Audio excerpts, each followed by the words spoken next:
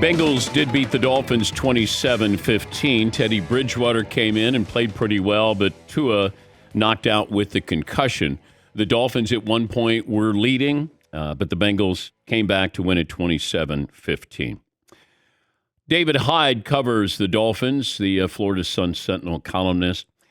You cover all sports. I'm not going to play doctor on TV or radio, but I am going to play journalist here. I just have questions here, Dave, and I'm confused here. Let me start with Sunday. I know that the Dolphins were quick to say no concussion, but you still had an injury that led Tua to react the way he did on the field, and it felt like that sort of went away. We were focused on no concussion. Help me understand in the moment sort of what it was like and then how we got to this point today. Yeah, well, in the moment, I was at the game against Buffalo where his head hit the ground. He was pushed back, head hits the ground. He gets up, he's woozy, falls back to the ground. Like everybody, we're conditioned by now to say he has a concussion. Okay, and he went off the field, and it was near halftime, comes back out, and he's warming up. And, I'm shockingly watching him put a helmet on and go. And now, look, remember, the NFL has a doctor in charge of it's out of the team's hands on some and it's out of the quarterback's hands. The doctor looks at him, examines him, puts him through protocol. But it was so odd that he came back that the NFLPA announced right after the game that they're investigating it. So that we all asked questions of Mike McDaniel, of Tua, who did show up in the press conference right after the game. And it was a normal press conference. There wasn't any, thing that made you think something's wrong. Monday, same process, ask questions. By Tuesday, he's limited in practice or whatever the official word was, but the idea was he's going to play again. And so that led to when the game stopped being a game on Thursday night. In your column, you quote a concussion expert warning against playing Tua and said the decisions were unbelievably stupid. Expound upon that. And this quote or quotes from the concussion expert came out prior to last night's game. Yeah, he had tweeted out before the game that no way can they play Tua. And this is Chris Nowinski, who was a neurologist. Yeah, he has a concussion foundation associated with Boston University's CTE Center, which is known for investigating NFL players and their the CTE disease. So he tweeted out before the game.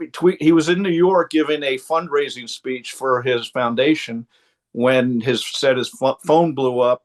Looked down and video of Tua and everything, and he immediately sent out another tweet saying how stupid it was. People should be fired.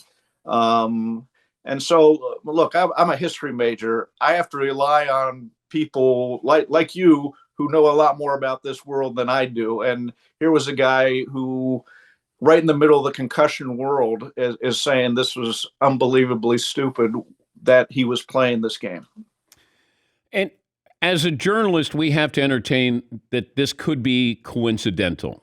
You had a back injury on Sunday, Dave, and then you had the concussion on Thursday night, right? Or am I being naive here?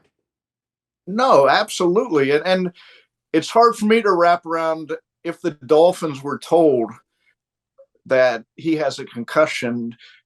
We're beyond the 1970s where they would say, no, it's your back. It's your back. Okay. I mean, we're much further down the road than that. So it's hard for me to imagine that they knowingly put him back in the game. Now, mistakes happen, misdiagnosis happen. And this is what I'm sure the NFLPA wants to get into and look at. Well, that is another thing that raised a flag. If they did everything they were supposed to do, then why would the NFL Players Association say we want to investigate this?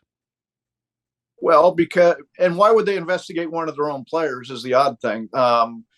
Tua was insistent after the game it was a back injury. Now you look at if you want to play conspiracy or be a journalist, you look at him coming off the field. Not once did he go to his back like, boy, my back's hurting. He's shaking his head. He's fallen to the ground. So, there are a lot of questions here. Injuries typically are a no-fly zone for journalists because we don't have the information. Yeah. Okay, and now you add the concussions and the neurological issues. That's way beyond our scopes. We rely on the doctors, on players, on what they say. I wondered even having him fly back last night, Dave. I'm guessing there's swelling on the brain, and you're going to put him in an airplane a couple hours later and fly him back home. Can somebody show some caution here for this kid? Yeah, he did go to the University of Cincinnati, which was the trauma center, the one trauma center in that. I would assume he got the best medical advice, and if there was a problem, he wouldn't have flown. Right. If I gave you one question to ask anybody here, what would you ask? Who would you ask it to? Well, you'd have to ask the NFL concussion protocol doctor.